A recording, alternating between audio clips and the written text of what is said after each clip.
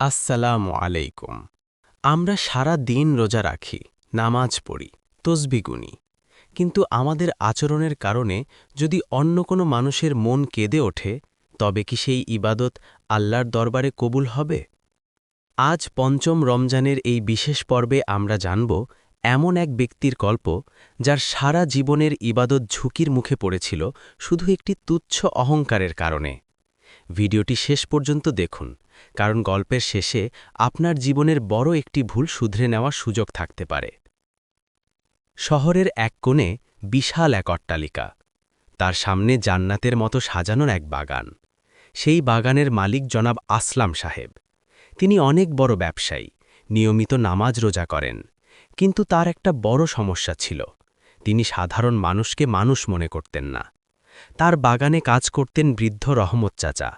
প্রায় ২০ বছর ধরে তিনি এই বাগানটিকে সন্তানের মতো আগলে রেখেছেন। রমজানের পঞ্চম দিন, প্রচণ্ড গরম। বৃদ্ধ রহমত চাচা রোজা রেখে ক্লান্ত শরীরে বাগানের আগাছা পরিষ্কার করছিলেন। হঠাৎ অসাবধানতাবশত তার হাতের কাঁচি লেগে আসলাম সাহেবের প্রিয় একটি বিদেশি ফুলের গাছ ভেঙে যায়।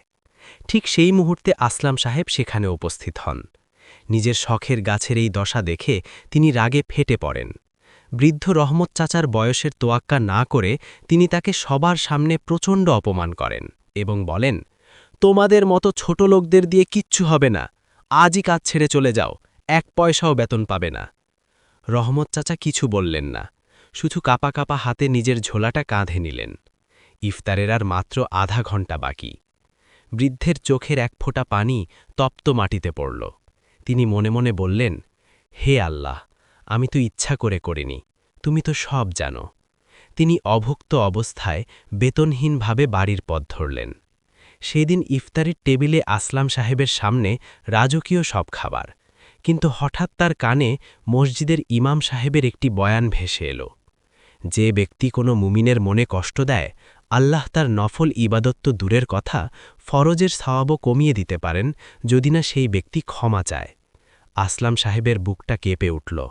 তার মনে পড়ল রহমত চাচার সেই বিষণ্ণ মুখ আর তার ২০ বছরের বিশ্বস্ততা। তিনি ভাবলেন, আমি রোজা রাখছি আল্লাহকে খুশি করতে, অথচ আল্লাহর সৃষ্টিকে অপমান করে এলাম। আসলাম সাহেব আর দেরি করলেন না। ইফতারি নিয়ে নিজের গাড়িতে করে ছুটলেন রহমত চাচার ভাঙা কুড়ে ঘরের দিকে। সেখানে গিয়ে দেখলেন বৃদ্ধ মালি ১ গ্লাস পানি আর সামান্য মুড়ি নিয়ে ইফতার করতে বসে আছেন, আর আল্লাহর কাছে সবার জন্য দোয়া করছেন। আসলাম সাহেব রহমত চাচার হাত ধরে কেঁদে ফেললেন। তিনি বললেন, চাচা, আমাকে মাফ করে দিন, আমি যে আপনার সাথে যে ব্যবহার করেছি তা রোজাদারের কাজ হতে পারে না। রহমত চাচা মুচকি হেসে বললেন, বাবা, আমি তো অনেক আগেই মাফ করে দিয়েছি, বড়দের রাগ করতে নেই। বন্ধুরা, পঞ্চম রমজানের শিক্ষা এটাই, রোজা শুধু পেটকে ক্ষুধার্ত রাখার নাম নয়, রোজা হল নিজের অহংকারকে বিসর্জন দেওয়ার নাম। আমরা কি আমাদের অধীনস্থ বা কোনো সাধারণ মানুষের মনে কষ্ট দিচ্ছি না তো? আজই ভেবে দেখুন, কারণ মানুষের হক বা অধিকার নষ্ট করলে আল্লাহ কখনোও মাফ করবেন না, যতক্ষণ না সেই মানুষটি আপনাকে মাফ করে।